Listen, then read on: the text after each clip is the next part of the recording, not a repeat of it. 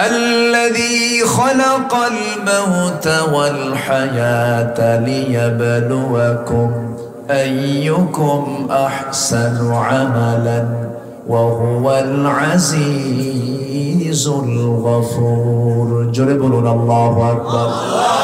তিনি সময় কেন দিয়েছেন, মৃত্যু জীবন কেন দিয়েছেন, যেন তিনি বুঝে নিতে পারেন এই টাইমের ভিতরে, এই সময়ের ভিতরে তোমাদের মধ্যে কোন কোন বান্দাগুলো ভালো আমল করতে পারে। কিন্তু দুঃখজনক হলো সত্য, আজ বর্তমান দুনিয়া ভালো কাজ বেশি না মন্দ কাজ বেশি? ভালো কাজ বেশি না খারাপ কাজ বেশি? অথচ লা তুকসিরুল কালাম বিগাইরি যিকরিল্লাহ ফাইন্না কাসরাতুল কালামি বিগাইরি যিকরিল্লাহি কাসওয়াতুল লিল কলবি। ও আল্লাহর গোলামেরা, তোমরা তোমাদের মুখে আল্লাহর জিকির ছাড়া অন্য কথা বেশি এনো না। সব কথায় কার জিকির রাখো? আল্লাহর জিকিরটা করো। কারণ আল্লাহর কথা ছাড়া, আল্লাহর জিকির ছাড়া তোমার মুখে যখন অন্য কথা বেশি চলে আসবে, কাসওয়াতুল লিল কলব, তোমার অন্তরটা মরে যাবে, তোমার অন্তরটা পাষাণ হয়ে যাবে। এই দুনিয়াতে আমি কেন এসেছি, কি জন্য এসেছি, কয়দিনের জন্য এসেছি? ক্ষণকালের এই দুনিয়া ছেড়ে চিরদিনের জন্য যেতে হবে। সেই চিরদিনের সেই সময়টাকে উপভোগ করার জন্য, সুন্দরভাবে কাটানোর জন্য আল্লাহ তাআলা আমার আপনার কাছে এমন একটা কিতাব দিয়ে দিয়েছেন। বান্দা, এই কিতাবটার ভিতরে আমি মানচিত্র দিয়েছি। এটা জান্নাতের মানচিত্র, এটা জাহান্নামের মানচিত্র। এটা ডান পথ, এটা বাম পথ, এটা হারাম কাজ, এটা হালাল কাজ। আল হালালু বাইয়িন ওয়াল হারামু বাইয়িন। হালাল স্পষ্ট, হারামও স্পষ্ট। বান্দা বেছে নাও। কোরআন তেমন একটি জানালার নাম, যে জানালা দিয়ে বান্দা দুনিয়াতে বসেই জান্নাত জাহান্নামের দৃশ্যগুলো দেখতে পারে। মুসলমান গবেষণা করবে কি নিয়া, আর মুসলমান বসে আছে কি নিয়া? সম্মানিত ভাইয়েরা, পৃথিবীর কোন আলেম ওলামা এই জাতীয় খেলাকে কোনোদিন কোনো অনুমোদন দিতে পারে? কিন্তু এই খেলাকে কাতার এই মুসলিম রাষ্ট্র হওয়ার কারণে তারা একটু কাজে লাগিয়েছে। কি কাজে লাগিয়েছে? তারা ভাবলো অন্তত গোটা দুনিয়ার সমস্ত ধর্মের মানুষ তো এই একটা আসরে তারা আসবে, দেখি এই চান্সে কিছু দিনের প্রচার হয় কিনা। শুরু করছে গান দিয়া না কেরাত দিয়া? শুরু করছে গান দিয়া না তেলাওয়াত দিয়া? সে তেলাওয়াত শুনে কয়েকজন মুসলমান হয়েছে। বলি আলহামদুলিল্লাহ। আমার নবীজি 13 বছর মক্কায় ছিলেন। মক্কার কুরাইশরা কাবার শরীফের ভিতরে কি রেখেছিল? মূর্তি। রাসূলকে সরাতে পেরেছিলেন? পারছিলেন? 13 বছর পারেন নাই। তার কি সেজদা বন্ধ ছিল? তার কি দাওয়াতি কাজ বন্ধ ছিল? না। সেই পরিবেশ পান নাই তিনি, ওর মধ্যেই দিনের কাজ চালায় গেছে। আজকে গোটা পৃথিবীতে চলছে হলো কালচারাল ওয়ার, সাংস্কৃতিক যুদ্ধ। দেশ অস্ত্র দিয়া দখল করে যে প্রভাব ফেলানো যায়, তার চেয়ে বেশি প্রভাব ফেলানো যায় হলো সাংস্কৃতিক যুদ্ধ দিয়া। সাংস্কৃতিক পরাধীনতাই হলো প্রকৃত পরাধীনতা। সাংস্কৃতিক বিজয় যদি কেউ আনতে পারে, এর চেয়ে বড় বিজয়ের কিছু হতে পারে না। যেরকম আমার দেশের মা বোনেরা ম্যাক্সিমাম যে কাপড় চোপড় গুলো পরে, এটা কি মুসলিমদের কোনো কালচার? আসতে বলে মুসলিমদের কোনো কালচার? এটা কাদের কালচার? না, খ্রিস্টানদেরও না। আশপাশে বলে, আশপাশে একটা ছোঁয়া আমাদের মাদের গায়ে লেগেছে। স্টার জলসা, স্টার প্লাস গুলো দেখে, ওর মধ্যে কোন কাটিং এর জামা পরে ওটা ঢুকাই আবার মুসলমানদের ভিতরে। এটাই হলো কালচারাল ওয়ার, সাংস্কৃতিক যুদ্ধ। এই আকাশ সংস্কৃতি দিয়ে গোটা পৃথিবীর মুসলিম উম্মার ইমানকে নষ্ট করার জন্য তারা মাস্টার প্ল্যান নিয়ে নেমেছে। সম্মানিত ভাইয়েরা, অ্যাটম বম, পারমাণবিক বোমা যতটুকু মানবতার জন্য ক্ষতিকর, তার চেয়ে বড় ক্ষতিকর হলো ভারতের বলিউড, আমেরিকার হলিউড গুলো। ঠিক কিনা? সব শেষ করে দিচ্ছে। এই সংকটকালে মুসলিম উম্মাকে তার নিজস্ব ইসলামী সংস্কৃতিকে লালন করতে হবে এবং মডেল একজনই হবেন, তিনি হচ্ছেন মুহাম্মদুর রাসূলুল্লাহ। মুহাম্মদুর রাসূলুল্লাহ। সম্মানিত ভাইয়েরা, সেই মহান রব্বুল আলামিন সেই নবীর কাছে এই কোরআনটা নাজিল করেছেন। সেই কোরআন আল্লাহ পাক আমাকে আপনাকে দয়া করে দিয়েছেন। কোরআন যদি না দিতেন আমরা কি আল্লাহকে চিনতাম? না। রাসূলকে বুঝতাম? পরকালের চিত্র বুঝতে পারতাম? জান্নাত জাহান্নাম দেখতে পারতাম? না। দিয়েছেন কে? একটা সূরার ভিতরে বারবার আল্লাহ তাআলা প্রশ্ন করেছেন, ফাবি আইয়ি আলা'i রাব্বিকুমা তুকাযযিবান। কোন সূরা বলেন? এই এলাকায় তো ওয়াজ করা সস্তা না। এই এলাকায় সবাই আলেম ওলামা। বলি আলহামদুলিল্লাহ। গোটা দেশের নেতৃত্ব দেয় এলাকার আলেমরা, কুমিল্লা, লক্ষ্মীপুর, নোয়াখালী। আলহামদুলিল্লাহ বলেন। এই সূরা রহমানের শুরুতে আল্লাহ রাব্বুল আলামিন রহমান শব্দ তার গুণবাচক নামটা প্রয়োগ করে বলছেন, ও বান্দা শোনো, আমার যে দয়া, আমি যে রহমান, তোমাকে দয়া করে কি করেছি? এক নাম্বার, আমার আপনার জন্য তিনি কি দিয়েছেন? আর রহমান আল্লামাল কুরআন খালাকাল ইনসানা আল্লামাহুল বায়ান। রহমান কে? আল্লাহ। যিনি দয়া করে আল্লামাল কোরআন, বান্দাকে কোরআন শিক্ষা দিয়েছেন। সবচেয়ে বড় আল্লাহর পক্ষ থেকে আমার আপনার জন্য নিয়ামত হলো কোরআন। দুঃখ একটাই, সেটা হলো কোরআন দিয়ে নামাজ পড়বে জাতি, কিন্তু কোরআন দিয়ে সমাজ করতে একটা অংশ রাজি নয়। আছে না নাই? আচ্ছা, সেই কালামে হাকিমের সূরা মায়েদা থেকে আমি তেলাওয়াত করেছি দুটি আয়াত, যার মধ্যে আল্লাহ তাআলা বান্দাকে বন্ধু নির্বাচনে কিছু পরামর্শ দিয়েছেন। আমরা বন্ধু নির্বাচন করতে গিয়ে যদি ভুল করে ফেলি, এই ভুলের মাসুল জাহান্নাম পর্যন্ত গড়াতে পারে।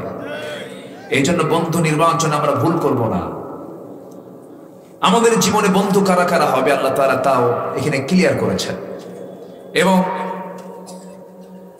সাথে সাথে ইমানদারদের, প্রকৃত ইমানদারদের যে গুণগুলো থাকা দরকার, সে গুণটা আল্লাহ তাআলা এর মধ্যে ফাইন্ড আউট করেছেন।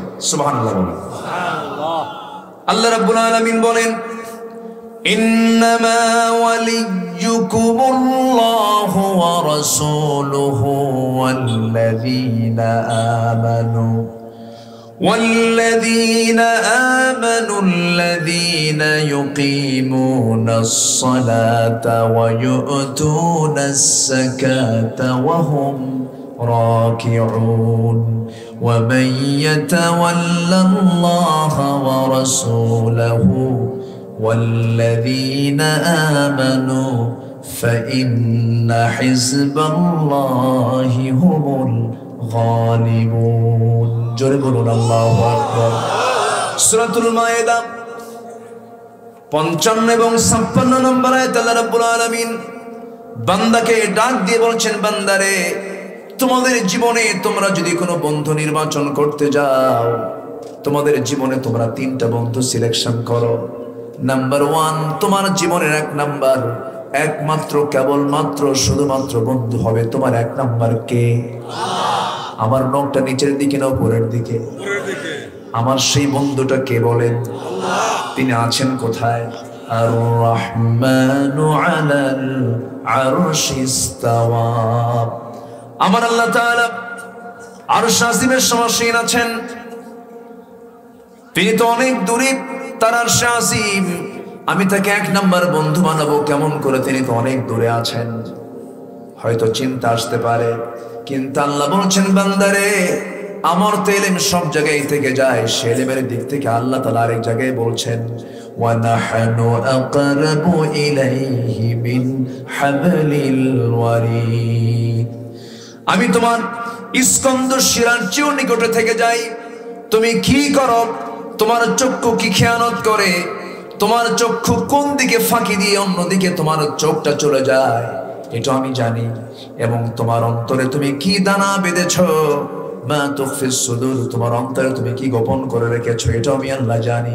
পৃথিবীর কোন প্রশাসন, পৃথিবীর কোন প্রশাসক বান্দার মনের গ্রাহ্যতে গিয়ে মনের কোনো কথা বের করতে পারে না। কিন্তু আমার আল্লাহ এমন রব, তার রাজত্ব এত বিশাল যে বান্দার অন্তর জগতের সমস্ত তথ্য আমার আল্লাহ জেনে যান। জোরে কোন সুবহানাল্লাহ। যিনি আমার অন্তরের খবর রাখেন, যিনি আমার সকল দুঃখ বোঝেন, যিনি আমার সকল কিছুর সব বিষয়ে যিনি আমার সর্বাধিক জ্ঞাত, তিনি তোমার বন্ধু হতে পারবেন। এই পৃথিবীর সকল মানুষ কেউ কি আমার পূর্ণ চাহিদা পূরণ করতে পারবে নাকি? আমার সকল চাহিদা পূরণ করার একমাত্র যোগ্যতা কার? আসতে বলবেন না কার? আমাকে চালান কে? আমাকে খাওয়ান কে? আমাকে পড়ান কে? আমাকে দেখেন কে? আমাকে শোনেন কে? দুনিয়াতে আসছি আমরা, দুনিয়াতে আসার আগে আলমে আর ওয়াহ থেকে আলমে বুতুনে যে এসেছি, মার পেটের জগতে যে আমরা এসেছিলাম, মার পেটের মধ্যে যে 9 মাস 10 মাস ছিলাম, এই মার পেটের মধ্যে আল্লাহ তাআলা আমাকে যে তিলে তিলে বড় করেছেন, সবেগে নির্গত এক ফোঁটা পানিকে আল্লাহ তাআলা সক্রিয় করেছেন, মুদগা করেছেন, আজমা করেছেন, ফাকাসাউনাল ইদামা লাহমা করেছেন। এই মার পেটের ভিতরে 3-4 মাস চলে গেল, ফানাফাখা রূহাহু, তার মধ্যে রূহের সঞ্চার করে দিলেন। পৃথিবীর কোন ফ্যাক্টরি, পৃথিবীর কোন কারখানা পর্যাপ্ত আলো ছাড়া কোনো কিছুর প্রোডাকশন হয় না। কিন্তু আমার আল্লাহ তাআলা মানব গোষ্ঠীর প্রোডাকশন হিসাবে মার পেটটাকে সিলেকশন করেছেন। সেই মার পেটের মধ্যে আমি আপনি পয়দা হয়েছি, ধীরে ধীরে বড় হয়েছি। সেই জায়গায় কোনো আলো ছিল নাকি? কোনো বাতির ব্যবস্থা ছিল নাকি? কোনো লাইট নাই, কোনো আলো নাই, একদম নিকষ ঘন কালো অন্ধকারের মধ্যে ফি কারারিন মাকিন। সেই মার পেটের মধ্যে তিলে তিলে আমাকে সূক্ষ্ম থেকে সূক্ষ্ম করে বানালেন কে? কে বানালেন? সেই বানানোতে কোনো খুঁত থাকলো না। তুমি কার তাসবিহ জপো? আরশ আজিমের মালিকের তোমার তাসবিহ জপতে হবে, যিনি সবার উপরে আছেন, সবচেয়ে বেশি ক্ষমতা রাখেন। আল্লাহ রাব্বুল আলামিন সুন্দর করে সেই জন্য রাসূলকে জানিয়ে দিচ্ছেন। মক্কি সূরা আল্লাহ রাব্বুল আলামিন বলছেন, সাব্বিহিসমা রাব্বিকাল আ'লা আল্লাযী খালাকা ফাসাওয়া ওয়াল্লাযী قدر فهدى والذي أخرج المرعى فجعله غثاء أحوى জোরে বলুন আল্লাহু আকবার। পবিত্রতা ঘোষণা করবে কার? যিনি শুধু উপরে না সবার উপরে, শুধু উপরে না সবার উপরে, শুধু উপরে যদি হতেন তাহলে সাব্বিহিসমা রাব্বিকাল আ'লা, শুধু আলা হয়ে যেত। কিন্তু আমার আল্লাহ শুধু আলা নন, আ'লা সবচেয়ে বড় সুপারলেটিভ ডিগ্রি, ইসমে তাফজিলের সিগা। সবার উপরে যিনি আছেন তিনি কে বলুন? আসতে বলবেন না তিনি কে? তিনি কত উপরে আছেন, কেমন উপরে আছেন? আমরা আমাদের চর্মচক্ষু দিয়ে যদি দেখতে পাই, আমরা আমাদের চোখের সামনে মেঘ দেখতে পাই, মেঘের পরে আমরা দিনের বেলা ফুটন্ত প্রদীপ্ত সূর্যকে দেখতে পাই, রাতের বেলা আমরা আলোকিত চাঁদকে দেখতে পাই, সাথে সাথে জোনাকির মতো মিটি মিটি করে জ্বলা কিছু তারকা দেখতে পাই। সেই তারকার উপরে আবার দিনের বেলা ব্লু স্কাই দেখতে পাই, নীলাকাশ দেখতে পাই, এরপরে আর কিছুই দেখতে পাই না। আমার আল্লাহ তাআলা কি সেই আকাশের উপরে শুধু নাকি? আমার আল্লাহ শুধু এক আকাশের মালিক নন, আমার আল্লাহ হচ্ছেন সাবআ সামাওয়াত, 7 আকাশের মালিক। জোরে বলেন সুবহানাল্লাহ। একটু তথ্য দেওয়ার চেষ্টা করছি। আমার আল্লাহ কেন বন্ধু হবেন না? বন্ধু হওয়ার সকল দিক এবং বিভাগ তার মধ্যে আছে। যার হাতে আমার প্রাণ, আমার রূহটা, ইয়াসআলুনাকা আনির রূহ কুলির রূহু মিন আমরি রব্বি, আমার রবের নির্দেশে চলে। সে আল্লাহ তাআলা কত দূরে আছেন, আল্লাহ তাআলার আরশ আজিমটা কত দূর, একটু জানার চেষ্টা করি। আমার ভাইরা, আমরা যেখানে বসে আছি এই জায়গা থেকে সূর্য যদিও চোখে ছোট্ট দেখি, সূর্য কি মূলত ছোট না বড়? শুধু বড় না, অনেক গুণ বড়। বিজ্ঞানীদের ধারণা পৃথিবী থেকে সূর্য 13 লক্ষ গুণ বড়। মনে হয় ছোট হয়ে গেছে, জোরে বলেন না সুবহানাল্লাহ। সূর্য থেকে আবার কিছু তারকা আছে, রাতের বেলা মিটি মিটি করে জ্বলে। সেই তারকা বেটেল জুইস, এটা তারকা, সূর্যের চাইতে 33 কোটি গুণ বড়। সুপারনোভা, আড্রা, প্রক্সিমা সেন্টারাই, এই যে বিশাল স্টার গুলো, তারকাগুলো, এগুলো আবার এক একটা গ্যালাক্সির ভিতরে 500 বিলিয়ন তারকা থাকে। 500 বিলিয়ন তারকা মিলে এক একটা গ্যালাক্সি। কোটি কোটি গ্যালাক্সি আল্লাহ তাআলা মহাশূন্যে ঝুলিয়ে রেখেছে। একটু আসতে বলুন সুবহানাল্লাহ, জোরে বলুন সুবহানাল্লাহ। কে চালান? আসতে বলবেন না, কে চালান? সুম্মা রাজি'আল বাসারা কাররাতাইন ইয়ানকালিবু ইলাইকাল বাসারু খাসিআন ওয়া হুয়া হাসীব। তোমার চোখ ক্লান্ত হয়ে ফিরে আসবে, তুমি চিন্তাই করতে পারবা না। বিশাল মহান কে? আসতে বলবেন না, কে? আল্লাহ। এ তো বললাম মহাশূন্যের কথা। আবার এই মহাশূন্যের ভিতরে এই দুনিয়ার মানুষ 70 দশকে চাঁদের দেশে গিয়েছিল, চাঁদের দেশ সফর করে এসেছে। সে মানুষ যদি মনে মনে চিন্তা করে, চাঁদ তো দেখলাম, তারকার দেশ একটু দেখবো, তারকার দেশ একটু খুঁজে বেড়াবো। যদি কেউ তারকার দেশে যেতে চায়, পৃথিবীর সবচেয়ে কাছের তারকার দেশ হলো প্রক্সিমা সেন্টারাই। প্রক্সিমা সেন্টারায় যদি কেউ যেতে চায়, বর্তমান দুনিয়ার সবচেয়ে দ্রুতগামী যানবাহন হলো অ্যাপোলো 11। অ্যাপোলো 11 এর পার আওয়ার গতি হলো, পার আওয়ার স্পিড হলো 39,000 কিলোমিটার। এই গতিবেগে যদি কোনো বান্দা ওই অ্যাপোলো 11 চড়ে যদি ওই তারকার দেশে যেতে চায়, সবচেয়ে নিকটবর্তী তারকা পৃথিবীর প্রক্সিমা সেন্টারে যদি যেতে চায়, জরিপ করে দেখা গেছে তার সময় লেগে যাবে 1,15,000 বছর মাত্র। যাবেন কার? হাত তুলুন। সম্ভব? সম্ভব? বাঁচবেন কয়দিন? যাবেন কখন? সম্ভব? তাহলে আমার আল্লাহ কত দূরে আছেন? আরশ আজিমটা কত দূরে, কত উপরে, সবার উপরে।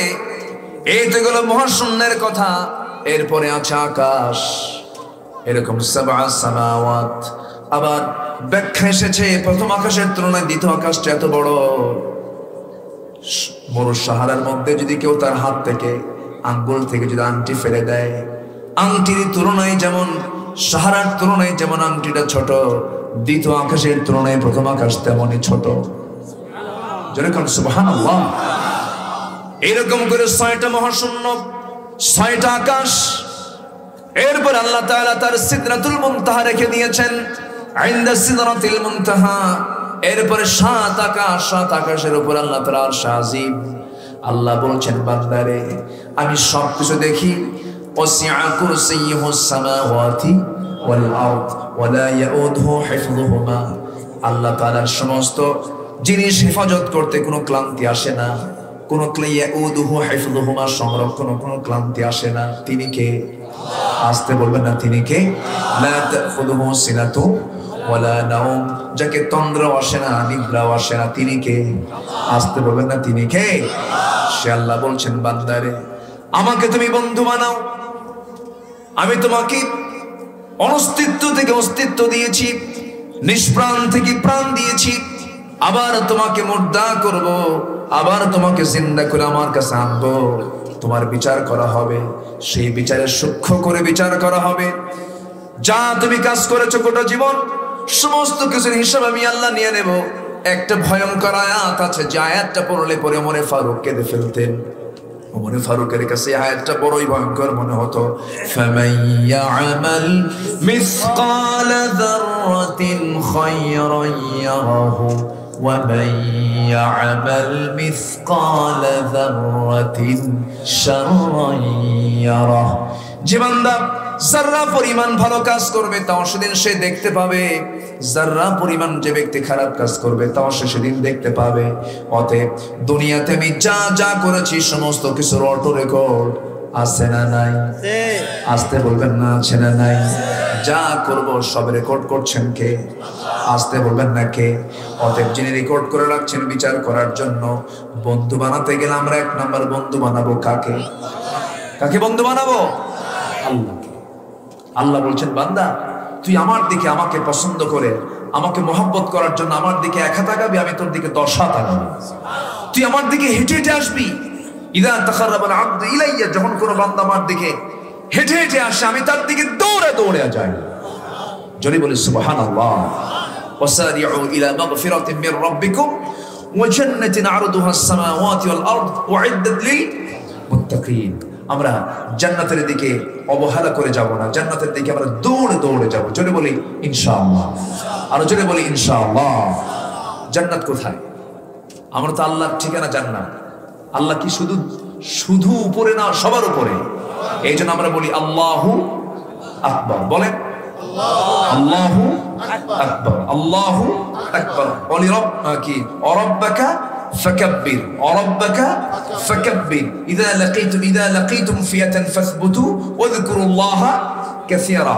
তোমরা তোমাদের আল্লাহর নাম নেবে, ছোট করে না বড় করে? ছোট করে না বড় করে? তাহলে নারায়ে তাকবীর, নারায়ে তাকবীর। এই তাকবীর কি অনেকে সহ্য হয় না? আছে না? আসতে বলবেন না? আছে না? কোথায় যেন কোন একজন ব্যক্তি জনসভায় স্লোগান দিয়েছেন নারায়ে তাকবীর, আল্লাহু আকবার। এটা নিয়ে তুল কালাম শুরু হলো। বলল যেটা নির্দিষ্ট কোন দলের স্লোগান। যারা মনে করে যে নারায়ে তাকবীর নির্দিষ্ট কোন দলের স্লোগান, মুসলমানের স্লোগান নয়, তার ঈমান বিতর্কিত। ঠিক কি না? এই স্লোগান বদরের, ঠিক। এই স্লোগান উহুদের, এই স্লোগান খন্দকের, এই স্লোগান মুসলমানদের জাতীয় স্লোগান। এই নারায়ে তাকবীরের স্লোগানকে যারা বিতর্কিত করে, তাদের চিন্তা বিতর্কিত, ঈমান বিতর্কিত, জন্ম বিতর্কিত মুসলমান।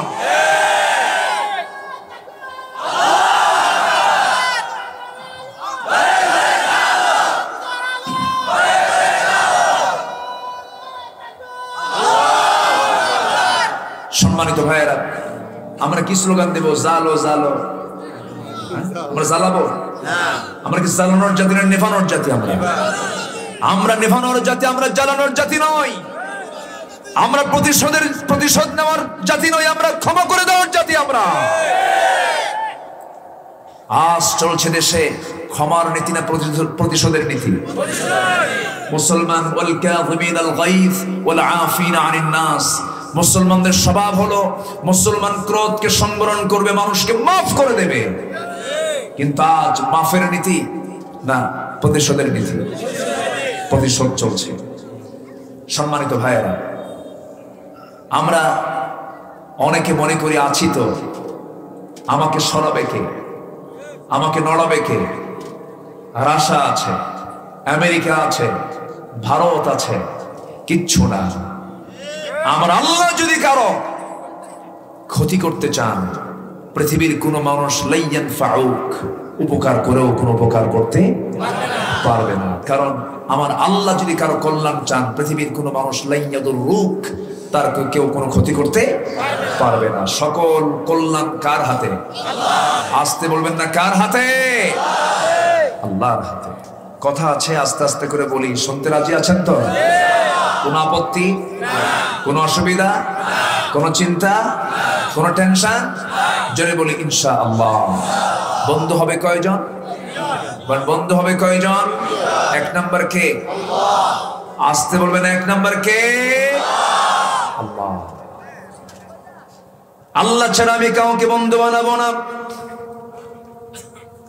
রাসূল ছাড়া আমি কাউকে বন্ধু বানাবো না, আল্লাহ ছাড়া কাউকে আমি রব বানাবো না, রাসূল ছাড়া কাউকে আমি নেতা বানাবো না, আর কোরআন ছাড়া অন্য কোনো কিছুকে আমরা সংবিধান বানাবো না।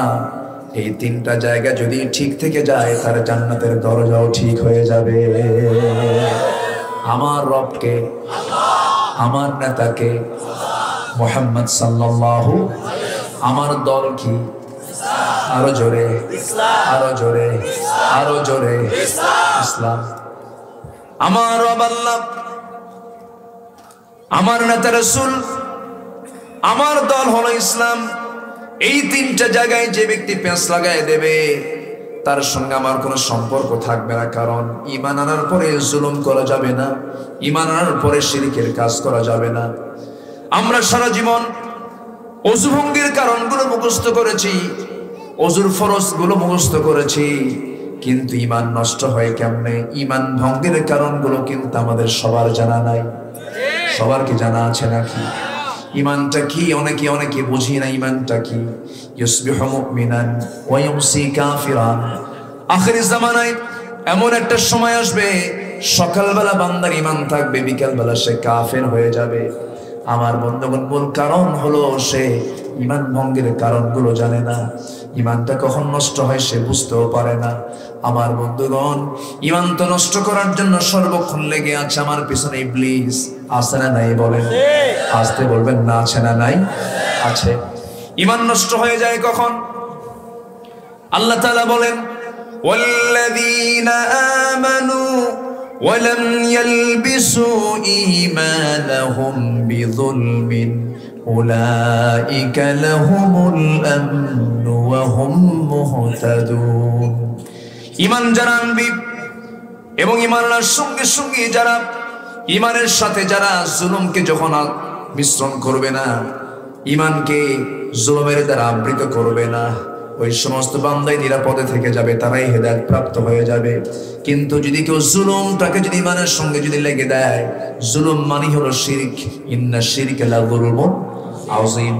শিরক হলো ঈমানের নাপাকি। ইন্নামাল মুশরিকুনা নাজাসুন, ইন্নামাল মুশরিকুনা নাজাসুন। মুশরিকরা হলো নাপাক। নাপাক দু প্রকার।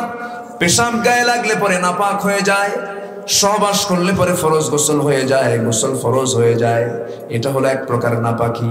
আর যদি কোনো বান্দা ঈমানের পরে যদি কোনো শিরকের কাজ করে ফেলে, এটা তার কিসের নাপাকি হলো? ঈমানের মধ্যে তার অপবিত্রতা চলে আসলো, এটা একটা আলাদা নাপাকি। এই জন্য বন্ধুগণ, সব গুনাহ মাফ হলেও আল্লাহর কাছে, আল্লাহর আদালতে একটা গুনাহ কখনো মাফ হবে না, সেটা হচ্ছে শিরকের গুনাহ। এটা হচ্ছে ঈমান ভঙ্গের এক নাম্বার কারণ। ঈমান ভঙ্গের এক নাম্বার কারণ। শিরক সমাজে আছে না নাই? আসতে বলবেন না, আছে না নাই? আচ্ছা, আমি কি আলোচনা চালাবো নাকি? অসুবিধা নাই তো? বলি আলহামদুলিল্লাহ। লোকজন যে ওঠে একটু, এই যে খুব চাপচুপ লাগছে না, একটু অসুবিধা হয়। শীতের রাত তো নিম্ন চাপ হয় একটু, কারণ শীতের সময় তো শরীর থেকে রক্ত, শরীর একটাই জায়গা থাকে, কষ্ট হয়। আমি আর কিছু সময় আমি কথা বলবো, আমাকে একটু সময় দেন ভাই। নড়াচড়া করলে আলোচনার আগ্রহ হারিয়ে যায়। একটু বসে। সম্মানিত ভাইরা, আমাদের সমাজে কিছু লোক আছে, তারা মনে মনে চিন্তা করেন 5 ওয়াক্ত নামাজ পড়বো, রমজান মাসে রোজা রাখবো, টাকা আছে হজে যাব, একটু দান সদকা করে একটা মাদ্রাসা মসজিদ বানায় দেবো, আল্লাহ মানে জান্নাত না দিয়ে যাবে কই? এরকম চেতনার কিছু লোক আছে না নাই? আসতে বলবেন না, আছে না নাই? সমাজ আবু জেহেলের আইন থাকবে, সুদ থাকবে, জেনা থাকবে, মদের বোতল থাকবে, সন্ত্রাসী থাকবে, খুন রাহাজানি থাকবে, আর তুমি শুধু জিকির করবা। এত সস্তা আমল দিয়ে জান্নাত পাওয়া যাবে না। জান্নাত পেতে হলে যে জান্নাতের তালাশ করেছেন সাহাবে কেরাম, যে পন্থায়, সেই পন্থায় আমাকে আপনাকে অবলম্বন করতে হবে। আহাসিবান নাস আইয়ুতরাকু আইয়াকুলু আমান্না ওয়া হুম লা ইফতানুন। মানুষের ধারণা ঈমান এনেছি এতটুকুন বললে আমি তাকে ছেড়ে দেব? পরীক্ষা করব, অবশ্যই পরীক্ষা করা হবে। কার কথা? আল্লাহ। আসতে বলবেন না, কার কথা? আল্লাহর কথা। নাম হলো ঈমান আলী। কি নাম? নাম ঈমান আলী। ওর ঈমান আর কে ছাড়ে? নাম হলো ঈমান আলী। ফজর পড়ে না, নাম হলো ফজর আলী। ঘুম থেকে যারা সকাল 10টার দিকে ওঠে, নাম হলো আতর আলী। গাজার গন্ধে কাছে যাওয়া যায় না, আছে না? নাম হলো, এই সমস্ত নাম দিয়ে কোনো কাম হবে না। নাম হলো হিম্মত আলী। সাইকেলের চাকা বাস্ট হলে হার্ট স্ট্রোক করে, ওই হিম্মত আলী নাম দিয়ে কোনো কাম হবে না। আতর আলী নাম দিয়ে কোনো কাম হবে না। নাম দিয়ে কোনো কাম হয় না, কাম দিয়ে নাম হয়। আল্লাহ তাআলা বলছেন, বান্দারে আমার কাছে যদি পুরস্কার পেতে চাও, ও আমিলা সালিহান, নেক কাজ, ভালো কাজ করে আমার কাছে আসতে হবে। ও আমিলুস সালিহাত, ভালো কাজ করে আমার সামনে হাজির হতে হবে। হুসনে খুলক নামক ওজনওয়ালা চরিত্র নিয়ে আমার কাছে আসতে হবে। আমি তোমাকে সুন্দর জান্নাতটা দিয়ে দেব। এই জন্য আমার ভাইয়েরা, আমরা যেহেতু ঈমান এনেছি, ঈমানটা ভালো করে আনবো। ইয়া আইয়ুহাল্লাযীনা আমানু আমিনু, ভালো করে তোমার ঈমান আনো। কার কথা? আসতে বলবেন না, কার কথা? আল্লাহর কথা। আল্লাহকে বন্ধু বানাতে গেলে আল্লাহর যত হুকুম, আল্লাহর যত আহকাম গুলো আছে, কোনো শর্ত দেওয়া যাবে না, বিনা শর্তে সবগুলোকে মেনে নিতে হবে। আল্লাহ তাআলা বান্দার জন্য যে বিধানগুলো দিয়েছে, সমস্ত বিধানগুলো বান্দার অকল্যাণ না কল্যাণ? বান্দার কল্যাণ না কল্যাণ? কল্যাণের জন্য আল্লাহ তাআলা দিয়েছেন। আমি আল্লাহকে ভালোবাসি, আল্লাহকে বন্ধু বানিয়ে নিয়েছি, আল্লাহর জিকির করছি সকাল সন্ধ্যা, কিন্তু আল্লাহ তাআলা যে বিধানগুলো দিয়েছেন, সেই বিধানগুলোকে সমাজে কার্যকর করার জন্য যে কার্যকরী পদক্ষেপ নেওয়া দরকার, সেই ক্ষেত্রে আমার কোনো ভূমিকা নাই। এটা আল্লাহকে ভালোবাসা হলো না, এটা আল্লাহর আনুগত্য হলো না, আল্লাহকে বন্ধু মনে করো না, এটা হলো না। এই জন্য আল্লাহ বলছেন, বান্দারে তোমরা কি করবে? তোমাদের জীবনের এক নাম্বার বন্ধু বানাবে কাকে? আসতে বলবেন না, কাকে? আল্লাহ কি তার পক্ষ থেকে আমাকে কোনো কিছু দেওয়া কি বাদ দিয়েছেন নাকি? কোনো কিছু দেওয়া বাদ দিয়েছেন নাকি? মাথা থেকে পা পর্যন্ত আল্লাহ বলছেন, অফি আনফুসিকুম আফালা তুবসিরুন, সূরা জারিয়াতের মধ্যে এসেছে। মাথা থেকে পা পর্যন্ত তুমি তোমার নিজের চক্ষু দিয়ে দেখো তো, আমি আল্লাহ তোমার কোনো কিছু গ্যাপ রাখছি নাকি? কি সুন্দর যৌবন তোমাকে দিয়েছি, টানা টানা চক্ষু তোমাকে দিয়েছি, দুটা ঠোঁট দিয়েছ, ওয়ালিসান ওয়া শাফাতাইন দিয়েছি। আমি তোমাকে এত সুন্দর করে বানিয়ে দিয়েছি, ব্যালেন্স করে দিয়েছি, সমতা রক্ষা করে দিয়েছি। দুটা চোখকে সমান করেছি, দুটা ভ্রুকে সমান করেছি, দুটা কানকে সমান করেছি, পাঁচটা আঙ্গুলকে দুই হাতের সমান করে দিয়েছি, এরপরে দুটা পা সমান করে দিয়েছি। প্রত্যেকটা জিনিস এক্সচেঞ্জ করে দিয়েছি। প্রত্যেকটা গাড়ি যখন রোডে চলে, ধরুন 4 চাকার গাড়ি, কিন্তু সাথে একটা স্পেয়ার থেকে যায়। হঠাৎ করে কোনো চাকা যদি পাংচার হয়ে যায়, এক্সট্রা চাকা বের করে কোনো মতে সেই কাজটা সেখান থেকে পাড়ি দিয়ে চলে আসে, সেই গাড়িটা নিয়ে চলে আসে, আবার সেই চাকা ঠিক করে নেয়। আল্লাহ তাআলা আমার আপনার বডির ভিতরে এক্সেস অনেক কিছু দিয়ে দিয়েছেন। বাইপাস সার্জারি করতে হয়, ওপেন হার্ট সার্জারি করতে হয়, রোগের প্রয়োজন হয়। আল্লাহ তাআলা প্রত্যেকটা বান্দার শরীরের মধ্যে কিছু এক্সেস রগ রেখে দিয়েছেন। যখন হার্ট অপারেশন হবে, ডাক্তার যখন হার্টটা ফেরে, যখন বুকটা চিরে, যখন হার্টটা যখন অপারেশন করতে নেয়, বাইপাস সার্জারি করতে নিয়ে রগের প্রয়োজন হয়। এই রগগুলো রগ দেওয়া হবে না, ছাগলের রগ দেওয়া হবে না, বাবার রগ ছেলের কাজে লাগবে না, ছেলের গায়ের রগ বাবার কাজে লাগবে না, ব্যক্তির রগ দিয়ে ব্যক্তির কাজে লাগতে হবে। সেই জন্য আল্লাহ রাব্বুল আলামিন উপরের হার্টের অপারেশনের জন্য বান্দার পায়ের কাছে এক্সট্রা করে রগ রেখে দিয়েছেন। আগে পাটা কেটে রগটা বের করে বাইপাস সার্জারি করে আল্লাহ তাআলা বান্দাকে সুস্থ রাখার ব্যবস্থা করে দিয়েছে। আল্লাহ বলছেন, বান্দারে আমি তোর বন্ধু না কি? তোর বন্ধু কেউ তোর বন্ধু হতে পারে না।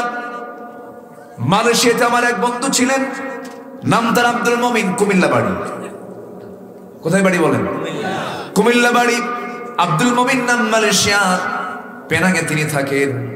সালাম দিয়ে তার হাতটা ধরলাম, হাতটা ধরেই দেখি হাতে কি যেন মেশিন লাগানো, মেশিন চলতেছে। বললাম, বন্ধু হাত যেমন কেন, কি হয়েছে? বন্ধু আমার 2টা কিডনি নষ্ট হয়ে গেছে। যার কিডনি নাই সে তো বোঝে, যার ভাল্ব নষ্ট সে তো বোঝে, যার লাংস প্রবলেম সে তো বোঝে, যে চোখে দেখে না সে তো বোঝে। আল্লাহ তাআলা একটা পার্টস দিয়েছেন, কত নিখুঁত করে একটু চেয়ে দেখে। ইয়া আইয়ুহাল ইনসান মা গাররাকা বিরাব্বিকাল কারীম, ও মানুষ আমার স্মরণ তোমাকে কেমন করে অন্যদিকে নিয়ে যায়, তোমাকে কেমন করে আমার স্মরণ থেকে তোমাকে গাফেল রাখে। আল্লাযী খালাকাকা ফাসাওয়াকা ফাআদালাক, আমি তোমাকে কি দেই নাই? একটা কিডনি দিলেও চলতো, একটা কিডনি নিয়ে বেঁচে থাকা মানুষ দুনিয়াতে আছে না নাই? আচ্ছা দিয়েছেন কয়টা? এক্সট্রা দিলেন কয়টা? একটা এক্সট্রা দিয়ে দিয়েছেন। এইরকম করে আল্লাহ তাআলা এক্সেস অনেক কিছু দিয়ে দিয়েছেন। ওই বন্ধুটার 2টা কিডনি নষ্ট হয়ে গেছে। বলতেছে, বন্ধু 7 দিন একদিন আমাকে হসপিটালে যেতে হয়, আমার গোটা শরীরের সমস্ত রক্তগুলো এই দিক দিয়ে সুই দিয়ে ঢুকাইয়া সমস্ত রক্তগুলো বের করে ডায়ালিসিস করা হয়, ফাটা হয়। ডায়ালিসিস না হলে বলে আমি বাঁচবো না, কিডনি আমার দুইটাই নষ্ট, সেই জন্য ডায়ালিসিস মেশিনের কাছে গিয়ে আমাকে ডায়ালিসিস করে আসতে হয় 7 দিনে একদিন। আমার বন্ধুগণ, মানুষ ডায়ালিসিস করার জন্য ডায়ালিসিস মেশিনটা বানিয়েছে যার ওজন হলো 100 কেজি, আর আল্লাহ তাআলা বান্দাকে যে মেশিন দিয়েছেন, কিডনি দিয়েছেন ডায়ালিসিসের কাজ করার জন্য, সেই কিডনির ওজন দিয়েছেন মাত্র 200 গ্রাম। জোরে বলেন সুবহানাল্লাহ। 200 গ্রাম কিডনির ভিতরে 10 লক্ষ 20 লক্ষ চাকনি রেখে দিয়েছেন। এই 20 লক্ষ চাকনি প্রতি সেকেন্ডে রক্তগুলো ফিল্টারিং করছে, পরিষ্কার করে পেশাব আকারে পায়খানা আকারে বের করে দিয়া রক্তগুলো তৈরি করে দিচ্ছে। এই যে কিডনি যে এই ফাংশন চালিয়ে যেতেছে, ওজন মাত্র কয়শো গ্রাম? 200 গ্রাম। আল্লাযী খালাকাকা ফাসাওয়াকা ফাআদালাক, ব্যালেন্স করে দিয়েছেন আল্লাহ তাআলা। আল্লাহ বলছেন এত সুন্দর ব্যালেন্স করে আমি তোমার দেহটার ভিতরে কত পার্টস দিয়ে দিলাম। মানুষ ডায়ালিসিস মেশিনটার ওজন দিয়েছে 100 কেজি। যদি এমনটা হতো, আমার আপনার কেজি, আমার আপনার গায়ের ওজন হলো 80 কেজি, আর কিডনির ওজন হবে 100 কেজি, আমি চলবো না, কিডনি নিয়ে ঘুরবো, অসুবিধা হয়ে যেত। আল্লাহ বলছেন বান্দা সব কিছুকে আমি লেভেল করে আমি তোমাকে পরিপূর্ণ মানুষ বানায় দিয়েছি। যখন আজানের সময় হবে, এই কপালটা জমিনে লুটায় দিয়ে আমাকে খুশি করবি, জোরে বল সুবহানাল্লাহ। আমাকে সন্তুষ্ট করার চেষ্টা করবি, আমার শুকর আদায় করবি। আমি তো তোর কাছে কিছুই চাই না রে বান্দা, আমি তোর কাছে এটাই চাই, তুই আমার নিয়মে তোর জীবন চালাবি, তোর সমাজ চালাবি, আমার নিয়মে তুই তোর জীবনগুলো প্রতিবাহিত করবি, আমার হুকুমগুলো মেনে চলবি, হারামকে বর্জন করবি, হালালকে গ্রহণ করবি। আমি তোর জন্য 8টা জান্নাত রেডি রেখে দিয়েছি, যদি বলেন সুবহানাল্লাহ।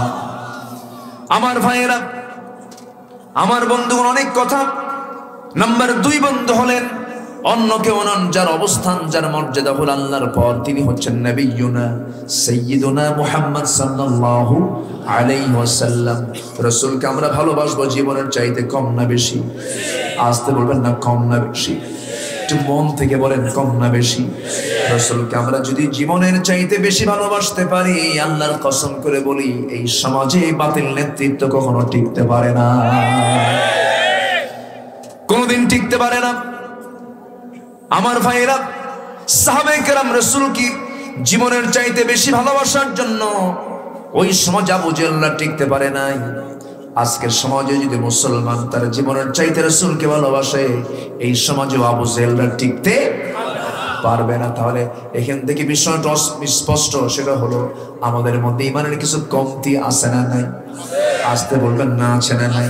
তার বড় প্রমাণ হলো ওয়া'দাল্লাহু আল্লাযীনা আমানু মিনকুম ওয়া আমিলুস সালিহাত লা ইস্তাখলিফান্নাহুম ফিল আরদ। আল্লাহর ওয়াদা, তোমরা যদি ভালো করে ঈমান আনতে পারো, আমলে সালেহ করতে পারো, লা ইস্তাখলিফান্নাহুম ফিল আরদ, এই জমিন আমি তোমাদেরকে খেলাফতি দিয়ে দেব। কিন্তু খেলাফত আমাদের হাতে নাই। এখান থেকে স্পষ্ট হলো আমাদের আমলে সালেহ এখনো ঠিক মতো হয় না। আমাদের কাজ আছে না নাই? আমাদের দায়িত্ব আছে না নাই? আজকে আমার দেশের মুসলমান 90% শতকরা 90 জন মুসলমান থাকার পর আমার দেশের মুসলমান অধিকাংশ নামাজি না বেনামাজি? আসতে বলবে না, নামাজি না বেনামাজি? ওয়াজ মাহফিল গুলোতে বলতে হয় ভাই নামাজ পড়েন।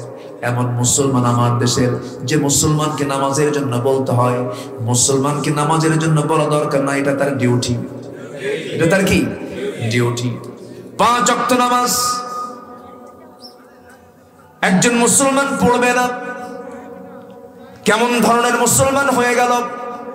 অথচ আল্লাহ রাসূল বলেছেন, আল ফারকু বাইনাল মুমিন ওয়াল কাফির তারকুস সালাত। একজন কাফির এবং মুমিনের মধ্যে পার্থক্য সৃষ্টি করে দেয় যে ইবাদত, তার নাম কি বলেন? সালাত, নামাজ। এই জন্য জীবনে আযান যখন শুনবো, সকল কাজের আগে দৌড়ে চলে যাব নামাজের জন্য। কোথায় কোথায় চলে যাব? মসজিদ। আল্লাহ বলছেন যে তুই যদি আমার প্রেমে, আমার বন্ধুত্বের পরিচয় দিয়ে তোর দিল যদি লটকিয়ে রাখিস মসজিদের সাথে, আমি তোকে আমার আরশের ছায়ার নিচে স্থান দিয়ে দেব। আরশ কোথায়? আরশ কোথায়? আসতে বলে শুধু উপরে না সবার উপরে? তাহলে মসজিদে যদি আমি নিয়মিত 5 ওয়াক্ত নামাজ, রাজুলুন কলবুহু মুআল্লাকুম বিল মাসাজিদ, এটা যদি হয়ে থাকে তাহলে আমার জায়গা হবে কার ছায়া তলে? বলেন কার ছায়া তলে? তাহলে আমার সম্মান, আমার মর্যাদা কত যে এই মহাশূন্য পেরিয়ে, 7 আকাশ পেরিয়ে এই আরশ আজিমের ছায়ায় আল্লাহ তাআলা আমাকে উঠায় নেবে। জোরে বলি সুবহানাল্লাহ। জান্নাত কোথায়? 14 গ্রাম। বলেন জান্নাত কোথায়? জান্নাতের উপরে। জোরে বলি সুবহানাল্লাহ। একটা আয়াত দিয়ে এটি স্পষ্ট হয়ে যাবে। সম্মানিত ভাইয়েরা, তাহলে বন্ধু নির্বাচনে আমরা ভুল করব না। 1 নম্বর বন্ধু হবেন কে? আল্লাহ। বন্ধু হওয়ার যোগ্যতা আমার আল্লাহর আছে না নাই? বলেন আছে না নাই? সকল যোগ্যতা কার? আমাদের কোনো যোগ্যতা আছে? সকল ক্ষমতা কার? সকল শুকরিয়া পাবার একমাত্র দাবিদার কে? আল্লাহ তাআলা। নাম্বার 2 হচ্ছেন আমার বন্ধু হবেন মুহাম্মদ সাল্লাল্লাহু আলাইহি ওয়াসাল্লাম। আমার ভাইয়েরা, নাম্বার 3 বন্ধু হবেন,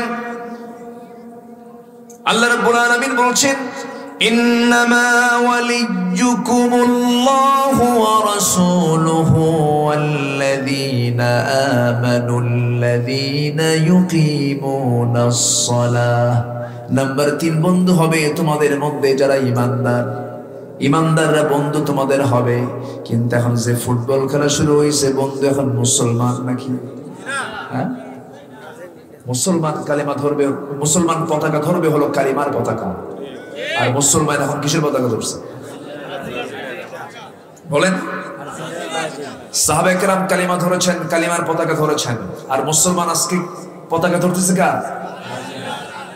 শুনলাম আজকে, দেখলামও মনে হয় কোন সোশ্যাল মিডিয়াতে দেখলাম, 5 মাইল লম্বা একজন পতাকা বানাইছে, 7 থেকে 8 লক্ষ টাকা খরচ করছে। যাক, ওকে জামানার পিসা ঘোষণা করা হোক। তাও কিস্তিতে টাকা উঠায়। মানে শয়তান এমন নাড়া দিছে ওরে, বুঝলে, এমন কাতুকুতু দিছে। এরকম বদমাইশ আছে না নাই? আসতে বলবেন না আছে না নাই?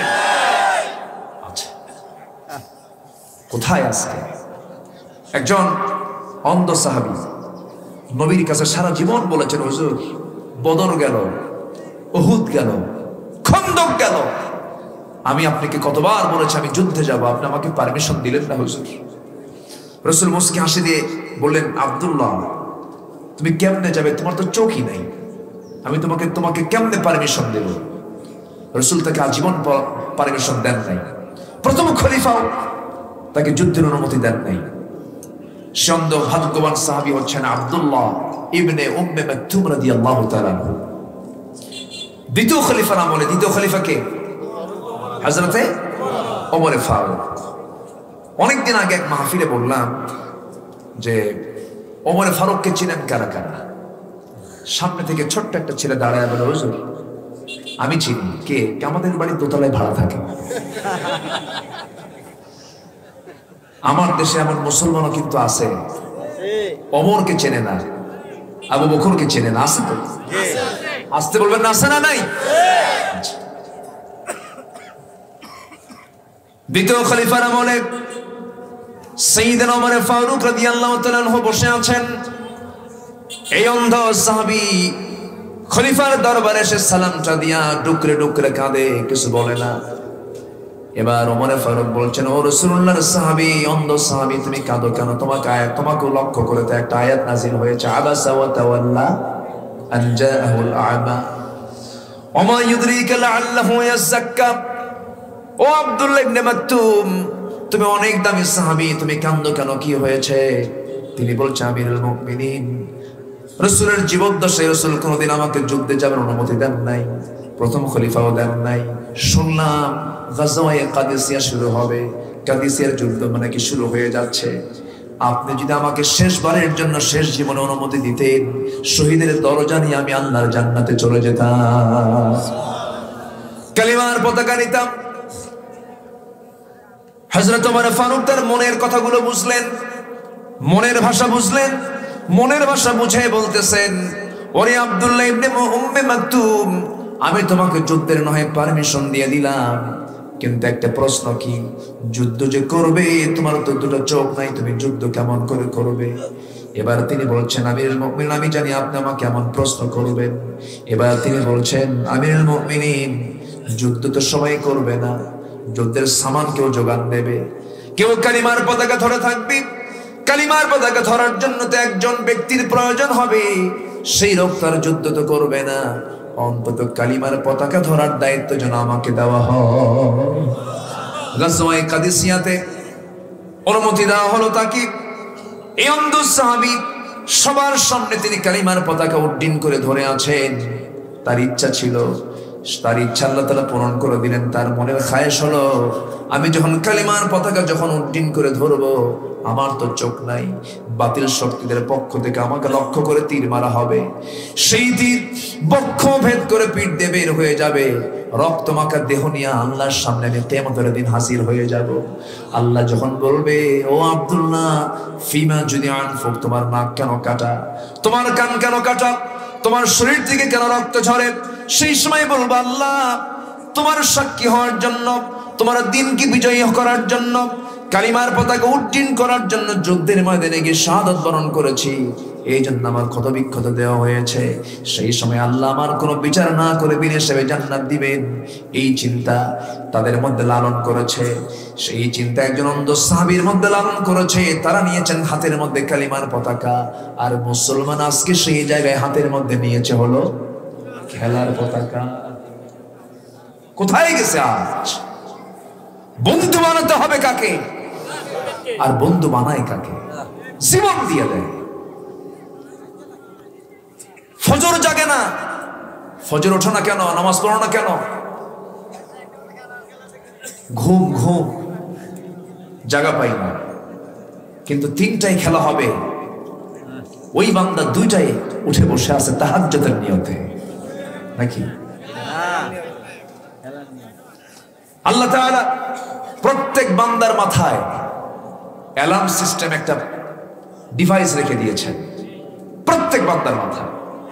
যদি কোনো বান্দা নিয়ত করে, আমি ফজর নামাজ পড়বো 5:45 উঠবো আমি, ঠিক এই ডিভাইস এটা সিস্টেম করে সে যদি শুয়ে পড়ে, অবশ্যই সে সেই সময় উঠবে, ঠিক কিনা?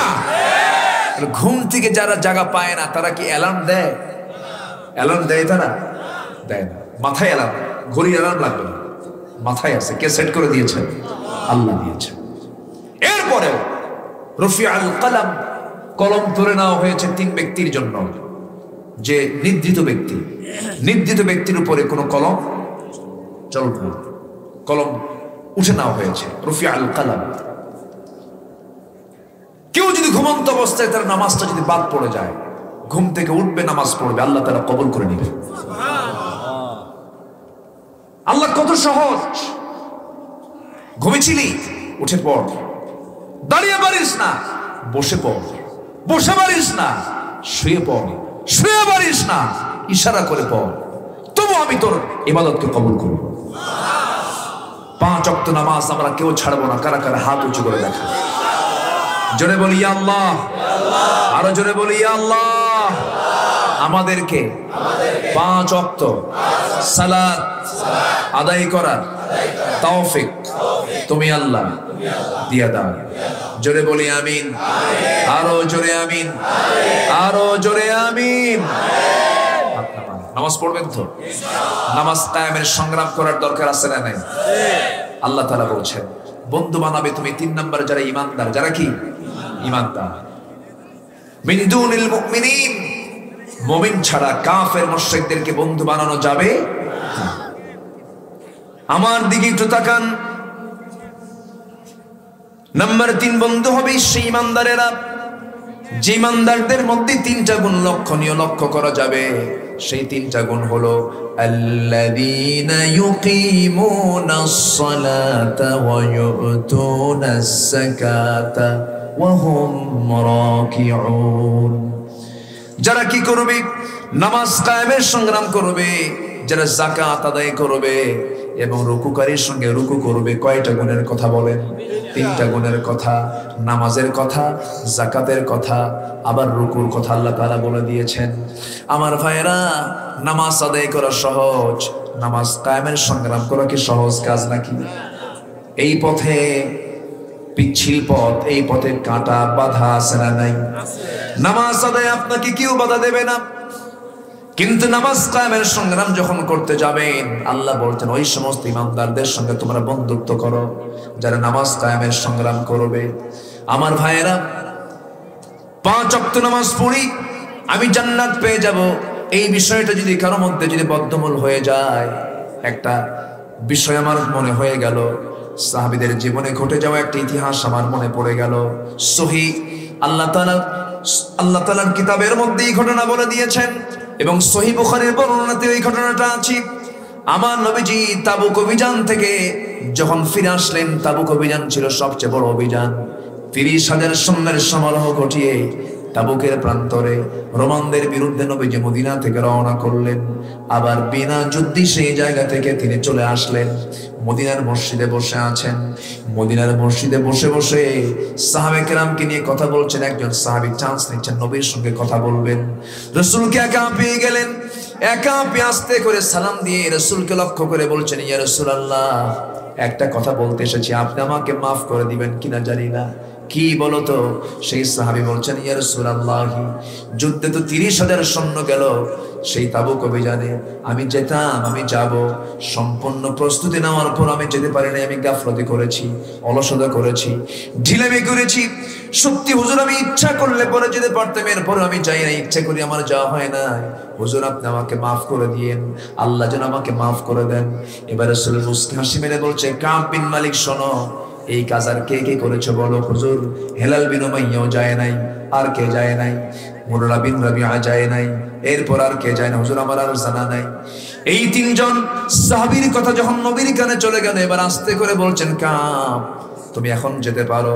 তিনি মসজিদ থেকে বের হয়ে আসলেন, সঙ্গে সঙ্গে আমার নবীজি মসজিদে সমস্ত সাহাবায়ে কেরামকে লক্ষ্য করে তিনি দফতর থেকে ফরমান জারি করে দিলেন, হেলাল বিন উমাইয়া, কাব বিন মালিক, মুরারা বিন রাবিআ, এই 3 জন ব্যক্তির ব্যাপারে আমি রাসূল আমার ঘোষণা হলো, আমার পক্ষ থেকে তাদেরকে বয়কট করা হোক। এদেরকে এমন ভাবে বয়কট করতে হবে, মদিনার মুসলমানেরা এদের সঙ্গে সালাম বন্ধ, কালাম বন্ধ, কোনো প্রকার লেনদেন চলবে না, কারণ তারা এত বড় একটা অভিযান থেকে নিজেকে গুটিয়ে রেখেছে, আমি এদেরকে মাফ করতে পারবো না। নবীজির এই বয়কটের ডাক মদিনার অলি গলি প্রচার হয়ে গেল। এই 3 জন সবার কানে কানে, সবার মুখে মুখে 3 জন ব্যক্তির কথা কাব বিন মালিকের কানেও যখন সংবাদটা চলে গেছে, সোজা চলে গেছেন বাড়িতে। যখন নবী তার বিরুদ্ধে যখন এই বয়কটের ডাক দিয়েছেন, তার কি হতে পারে? গোটা দুনিয়া তার কাছে সংকীর্ণ হয়ে গেল। আস্তে করে দরজায় গিয়ে বলছেন, আমার স্ত্রী দরজা খোলো, আমি তোমার স্বামী কাব বিন মালিক।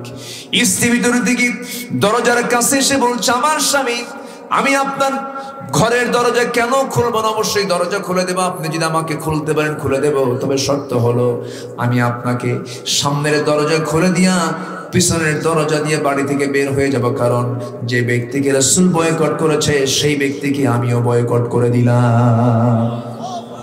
আমার কথা কি বুঝে আসে ভাই? ওই সাহাবীর কি নামাজের অভাব ছিল নাকি? আচ্ছা, অভাব ছিল?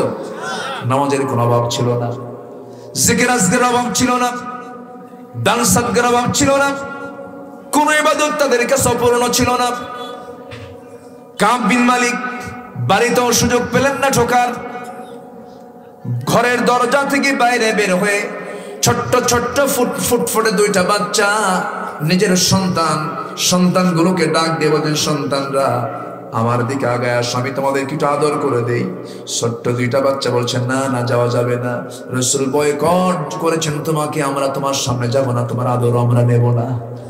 সন্তানগুলো দূরে ছিটকে পড়ে গেল, পরিবার ছিটকে পড়ে গেল। কাব বিন মালিক কোথায় যাবেন? কাব বিন মালিক ওই যে সিজদায় পড়ে পড়ে কান্নাকাটি শুরু করে দিলেন, আল্লাহর কাছে তওবা করতে লাগলেন। তওবার দরজা খোলা না বন্ধ? আসতে পারে, তওবার দরজা খোলা না বন্ধ? এখনো তওবার দরজা আছে না নাই? সূরা তওবা আছে না নাই? তওবা করলে কে খুশি হন? কম না বেশি? কম না বেশি? আমার ভাইরা, এই কাব বিন মালিকের জন্য গোটা দুনিয়া তো ছোট হয়ে আসলো। বন্ধু আল্লাহ তার পক্ষে নাই, রাসূলও তার পক্ষে নাই, কারণ বয়কট জারি হয়ে গেছে। সাহাবীদেরকে সালাম দেন, পরিচিত সাহাবী সালামের জবাব দেন না, এড়িয়ে যান। কাব বিন মালিক কাঁদতে কাঁদতে বেকারার হয়ে যাচ্ছেন, সিজদা দিতে বেকারার হয়ে যাচ্ছেন। ওইদিকে হেলাল বিন উমাইয়ার বয়স ৭০ বছর পার হয়ে গেছে, বুড়া মানুষ, চামড়াগুলো কুঁচকে গেছে। হেলাল বিন উমাইয়ার মতো বুড়া মানুষ বয়কটের শিকার হয়ে গেলেন।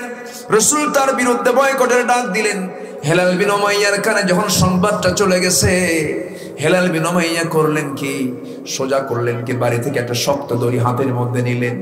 শক্ত দড়ি হাতের মধ্যে নিয়ে সোজা মসজিদ নববীর সামনে আসলেন। মসজিদ নববীর সামনে এসে একটা শক্ত খুঁটিতে ওই দড়িটার একটা সাইড বেঁধে দিয়া, দড়ি শক্ত করে বেঁধে নিজের দুইটা হাত দড়ির সঙ্গে লাগায় দিলেন। শক্ত করে দুই হাত বেঁধে বলছেন, হেলাল রে, তোর মতো বড় আসামি এই জমিনে আর নাই, তোর মতো বড় আসামি এই জমিনে নাই, কারণ তোর বিরুদ্ধে নবীজি বয়কটের ডাক দিয়েছে। নবীজি বয়কটের ডাক দিয়ে দেয়, এর চাইতে বড় বড় কপাল লোক এই জমিনে আর নাই। আমার বন্ধু রাসূল আমাকে বয়কটের ডাক দিয়েছে।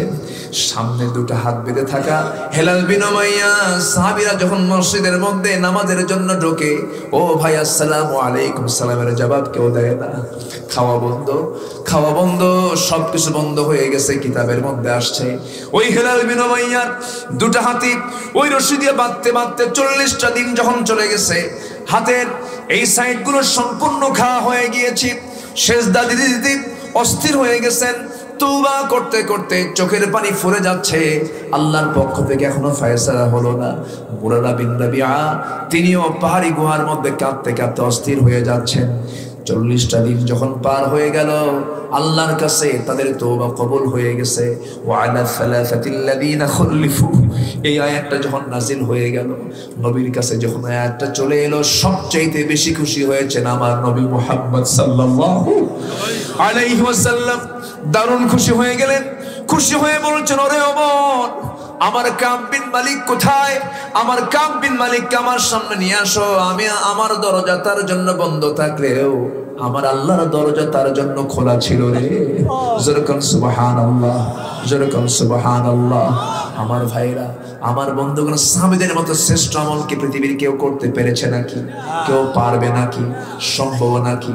সেই কাব বিন মালিকের মতো মানুষ, হেলাল বিন উমাইয়ার মতো মানুষ, মুরারা বিন রাবিয়ার মতো মানুষ, তাদের নামাজ, তাদের দান, তাদের সাদকা, তাদের ত্যাগ, তাদের কোরবানি, এত কিছু অবদান রাখার পরেও তাবুক অভিযানে নিজেদেরকে একটু অবহেলার কারণে, নিজেদেরকে মাইনাস রাখার কারণে আল্লাহ তাআলা যদি তাদের ব্যাপারে এতটুকু যদি সতর্ক অবস্থান নিয়ে নেন, রাসূল যদি তাদের বিরুদ্ধে বয়কটের সিদ্ধান্ত নিয়ে নেন, আমি আপনি কি নামাজ কায়েমের সংগ্রাম থেকে নিজেকে কখনো বিরত রাখতে পারি?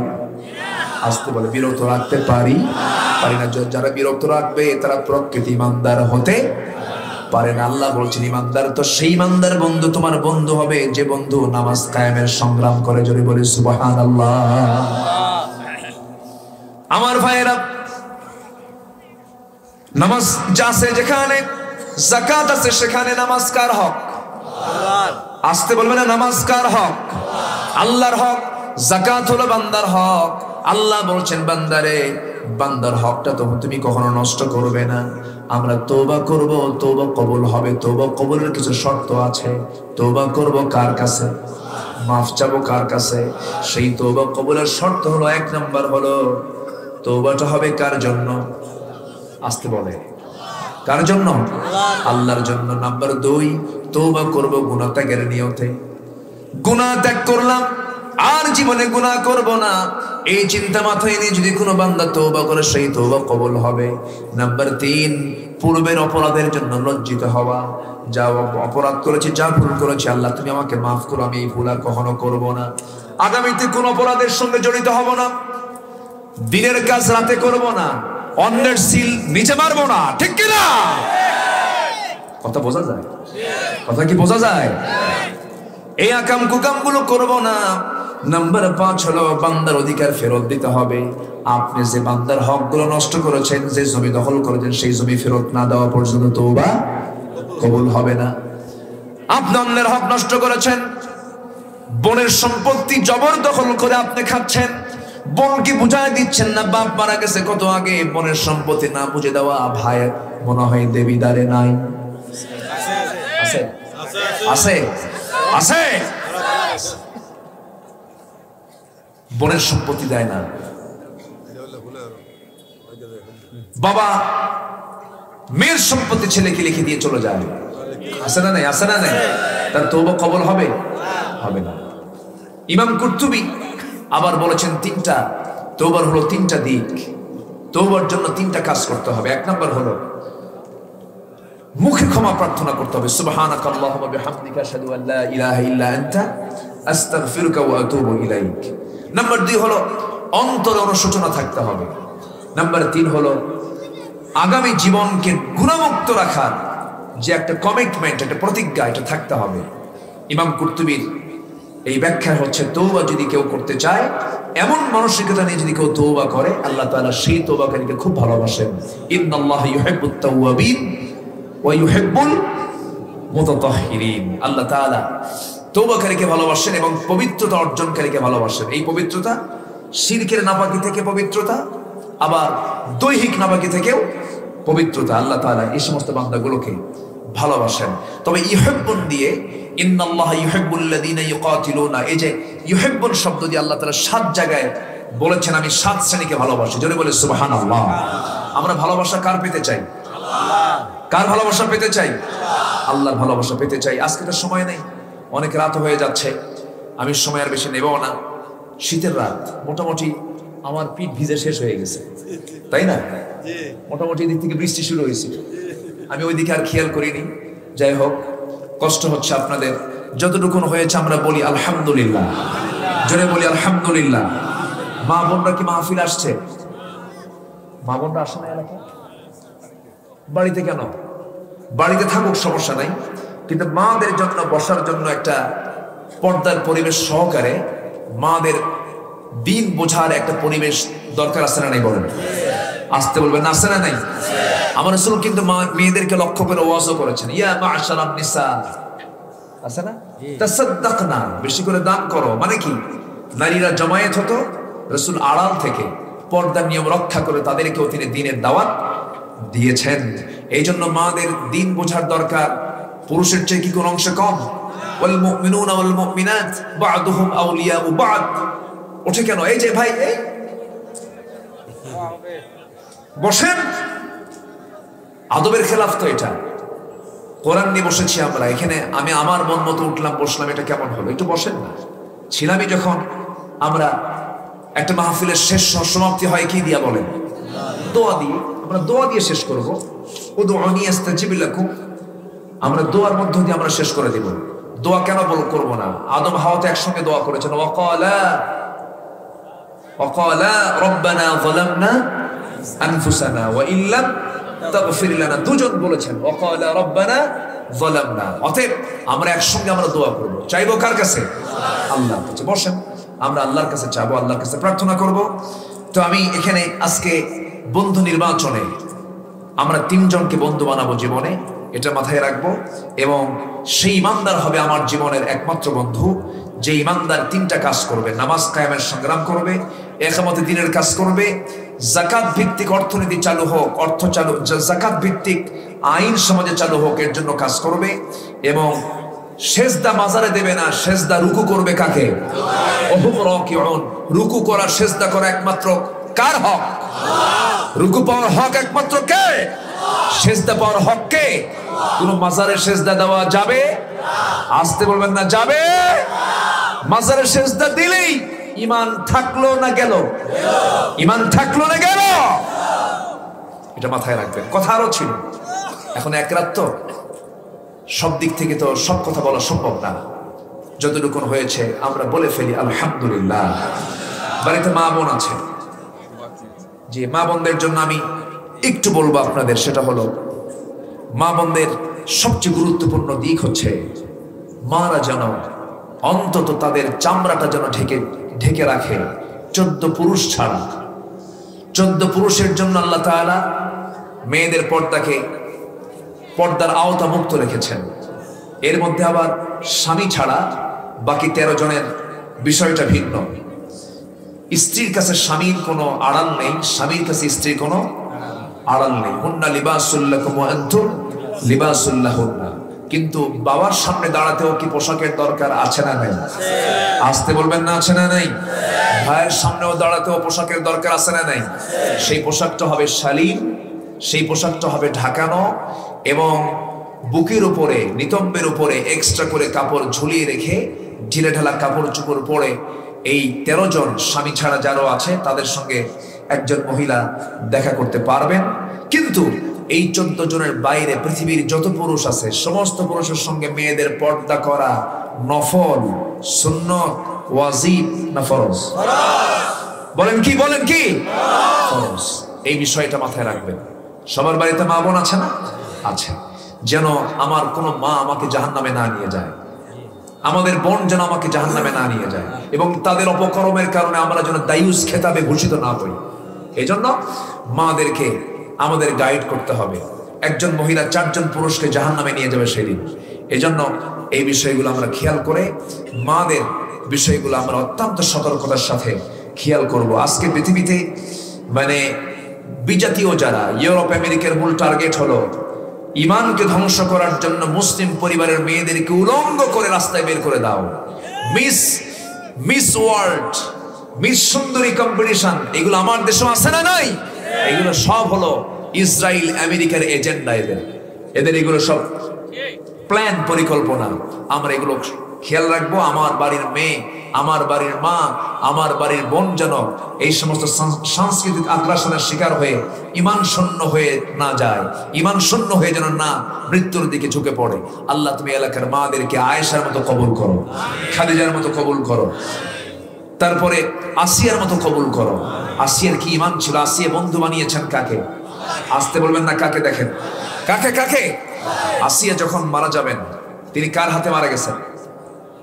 বলেন কার হাতে? এই ফেরাউন কে? বলেন কি স্বামীটা কি দূরের হয় না কাছের হয়? স্বামীর চেয়ে কাছের কেউ আছে একটা মহিলার? এই স্বামীটা বিয়ে হয়ে গেলে কিন্তু মেয়েরা মা এবং বাবা থেকে দূরে চলে যায়। সেই সময় কিন্তু তাকে সময় বেশি দিতে হয় কার সাথে? স্বামীর সাথে। স্বামীর অধিকারটাই বেশি হয়ে যায় সেই ক্ষেত্রে। সেই স্বামীটা তাকে ভেটো দিয়ে দিল, আর তার কি থাকতে পারে? বলা হলো, আসিয়া তুমি আমার বন্ধুত্ব ছেড়ে তুমি কার বন্ধুত্ব গ্রহণ করলে? আসিয়া বলছেন, আমি আমার এমন বন্ধু নির্বাচন করেছি যার ঘরের সঙ্গে আমার ঘর হবে। জোরে কোন সুবহানাল্লাহ। যার ঘরের সাথে আমার ঘর হবে। ফেরাউন বলল, তুমি নাকি মুসার দিন গ্রহণ করেছো? না, মুসার দিন আমি গ্রহণ করিনি, আমি আল্লাহর দিন গ্রহণ করেছি। মুসা শুধু একজন নবী, আমি তাকে নবী হিসেবে বিশ্বাস করেছি। আমি তাওরাত কিতাবের অনুসরণ করি। তাওরাত আল্লাহর পক্ষ থেকে নাজিল হওয়া কিতাব। আমি ঘোষণা দিচ্ছি, আশহাদু আল্লা ইলাহা ইল্লাল্লাহ। মিসেস ফেরাউন আসিয়া, ইমরাআতা ফিরাউন, আল্লাহ তাআলা কোরআনে কোন মহিলার নাম আল্লাহ তাআলা কোরআনে কোট করেননি, শুধু একজন মহিলা ছাড়া, মারিয়াম ছাড়া কোনো মহিলার নাম নাই। কেন নেন নাই?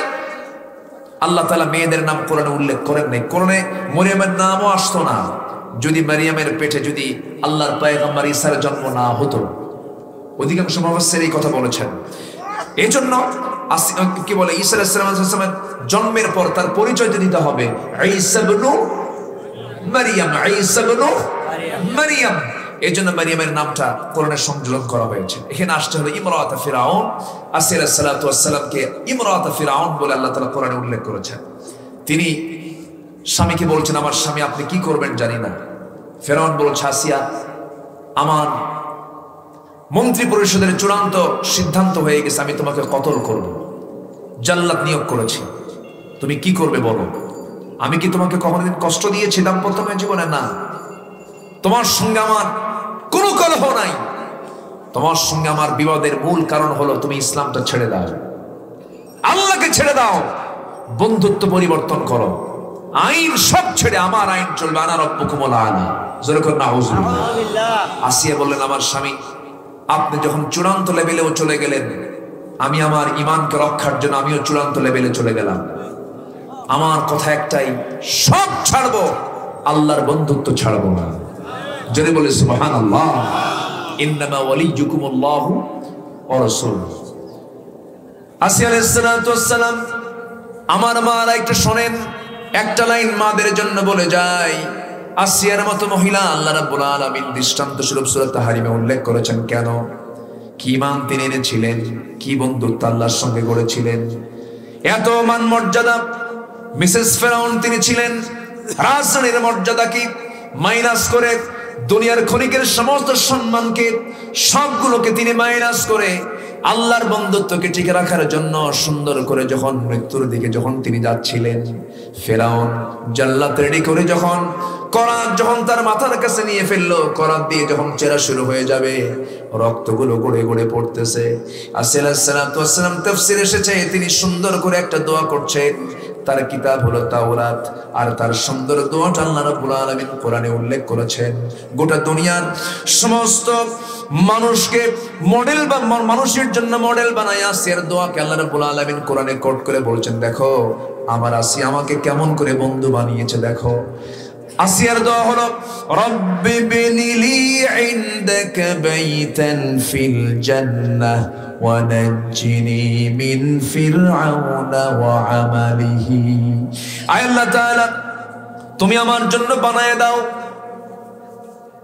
রব্বি বিনিলি ইনদাকা, তোমার কাছে, বাইতান, একটা ছোট্ট ঘর, বুয়ুতান বললেন না, একটা ছোট্ট ঘর বানিয়ে দিবা, ইনদাকা তোমার কাছে, বাইতান একটা ঘর, ফিল জান্নাহ জান্নাতের মধ্যে। আল্লাহ তোমার কাছে একটা ঘর জান্নাতের মধ্যে তুমি আমাকে বানায়া দাও, ওয়ানাজ্জিনি মিন ফিরআউন, এবং ফেরাউন থেকে আমাকে নিষ্কৃতি দিয়ে দাও, ওয়া আমালিহি, তার অপকর্ম থেকে তুমি আল্লাহ আমাকে বাঁচায়া দাও। এমন সুন্দর দোয়া পৃথিবীর কেউ করতে পারে নাই যেমন করে আসিয়া করেছেন, বুঝিয়েছেন আল্লাহ কেমন করি বন্ধু বানায়া নিতে হয়। জোরে বলে সুবহানাল্লাহ। কি সুন্দর করে আল্লাহকে কাছে টেনে নিয়েছেন। আমরা কাছে টেনে নেব সবার আগে কাকে? যে কোনো সমস্যা হলেই বলবো কাকে? ওয়াইদাস্তাআনতা ফাস্তাইন বিল্লাহ। চাইতেই যদি হয়, তুমি চাইবা কার কাছে? চাওয়ার জায়গা পৃথিবীতে একটাই, সেটা কার দরবার? আল্লাহর দরবার। এটাই হলো আল্লাহকে বন্ধু বানানোর সিম্পটম। আল্লাহ তুমি সবাইকে আমল করার তৌফিক দিয়ে দাও। আমিন। কোনো পাপ কাজে যাব না, জোরে বলি ইনশাআল্লাহ। যেখানে পাপ সেখানে আমি আসি না, আমি নাই। যেখানে খেলা সেখানে কি পাপ আছে না নাই?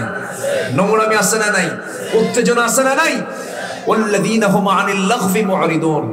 মুসলমান নিরর্থক কথা, বেহুদা কথা, কাজ মুসলমানের জীবনে আসতে পারে না। মুমিন কখনো বেহুদা কাজ, অনর্থক কথাতে মুসলমান থাকতে পারে না। আল্লাহ তুমি সবাইকে সকল প্রকার হারাম কাজ বর্জন করার তৌফিক দিয়ে দাও। জোরে বলি আমিন। যখন পাপ করে মানুষ, তখন তার মধ্যে 7টা ক্ষতি চলে আসে। কয়টা ক্ষতি চলে আসে? 7টা। 1 নম্বর ক্ষতি হলো বালা মান কাসাবা সাইয়্যাতাও ওয়া আহাতাত বিহি খাতিআতুহু। যখন কেউ পাপ করে তখন তার 1 নম্বর ক্ষতি হলো সে নির্লজ্জ হয়ে যায়। কি হয়ে যায়? নির্লজ্জ। যে পাপ করে তার মধ্যে লজ্জা থাকে? আস্তে কর, লজ্জা থাকে? লজ্জা যদি হারিয়ে ফেলে তার ঈমান থাকে না। তো ইযা লাম তাস্তাহি ফাসনা মা শি'তা। যখন লজ্জা থাকবে না তখন সে যা ইচ্ছা তাই করতে পারে। একটা মেয়ে কেমন করে মানুষের সামনে উলঙ্গ হয়, মঞ্চে উঠে নাচে।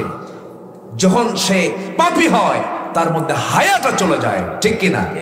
হায়া চলে যায়, শরম থাকে না, চেহারার সৌন্দর্য নষ্ট হয়ে যায়, চেহারার যে প্রকৃত নূর এটা থাকে না। বিড়ি খেলে ঠোঁট কি হয়? আস্তে হয়। কি হয়? মদ খেলে চোখ কি হয়? লাল হয়ে যায়। পাপ করবে, পাপ তাকে ঘেরাও করে ফেলবে, পাপ তাকে ঘেরাও করে ফেলবে। জেনা করবে, নতুন নতুন রোগ জেনার সাথে আসে না নাই? আসতে বলবেন না, আসে না নাই? আছে। তাহলে পাপ করলে 7টা ক্ষতি। 1 নম্বর হলো সে কি হবে? নির্লজ্জ হবে, সৌন্দর্য নষ্ট হবে। নাম্বার 3 রোগাক্রান্ত হবে। নাম্বার 4 রিজিক বরকত শূন্য হয়ে যাবে। নাম্বার 5 হলো সবাই তাকে ঘৃণা করবে। নাম্বার 6 হলো অন্তরটা কালো হয়ে যাবে। নাম্বার 7 হলো সেই বান্দার জীবনের কোনো দোয়া কবুল হবে না। আল্লাহ তুমি সকল পাপ থেকে আমাদেরকে মুক্ত রাখো। জোরে বলি আল্লাহুম্মা আমিন।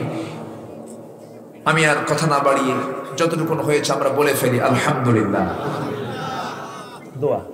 জি, আমরা অনেকেই দোয়া চেয়েছেন, সবার জন্য আমরা দোয়া করব।